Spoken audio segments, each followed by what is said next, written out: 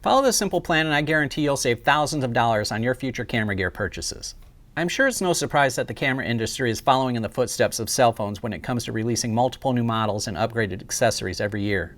As a matter of fact, the main thing that's changing on smartphones is the camera and video features. I don't think there's been many changes in the actual phone part of the smartphone since the first release.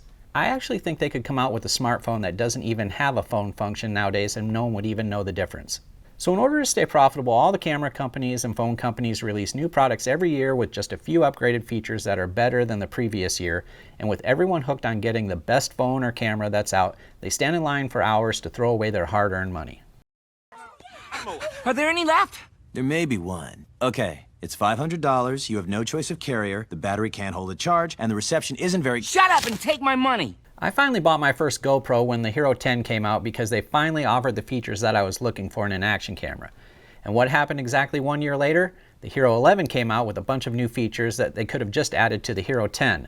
This brings me to my plan that's stopping me from putting my Hero 10 aside after just one short year and shelling out $500 more to get the Hero 11. Okay, here's the plan. What I do now is make a simple list with some important details about the future item I'm planning on buying. For instance, we'll start with the item. I'm going to go with my next action camera. And then, what brand do I want to go with? I'm going to say GoPro. What features need to stay that's on the current model? I'm going to say size, front-facing screen, removable lens glass, the menu layout, and I like the fold-up brackets on the bottom. This stuff is important to list because a lot of the times the manufacturer will remove features and actually make the item worse because they needed to make room or changes for the design. Now the most important part. List the features that I want and need in the next GoPro I purchase. If the next model doesn't offer this, then I'm going to wait or look for another brand that does. The items I want to see in my next action camera purchase are, I'm going to say a 1-inch sensor, new upgraded Hyper Smooth, 5.3K 60 frames per second, the horizon lock along with night lapse features, and a longer lasting battery. Then you want to list your budget. I'll say approximately $500 and stick to this. If it's much more, all I have to do is wait a few months and the price will eventually go down or a bunch of people will be selling theirs in preparation to get the next new release. The last part of the list is also really important, and that's wait until the product has been out and tested for a couple months, because most of the times these products aren't tested in real world situations because they're in such a hurry to get them out on the market. One more quick sample list I made was for my most recent camera purchase. My first camera purchase took forever because by the time I decided on one, a new one would come out that was a little bit better than the next. I finally purchased the Sony a6400 because it seemed like a great starter camera for both photography and video. As time went by, I decided to make a list for my next camera because the a6400 was lacking in certain features that I wanted just for shooting video. Okay, here's my list. Item wanted, I'll say my main camera. Brand, I put down Sony ASP-C because I was familiar with the Sony menu system, the colors, the fast autofocus, and I already have some Sony E-mount lenses that I'd like to use with my future new camera.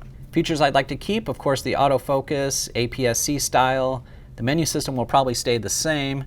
And I like the quick set options for shooting modes, and that's about it. Items I want in my new camera. My channel focuses on video, so I wanted a camera that had more video features and minimal photo features.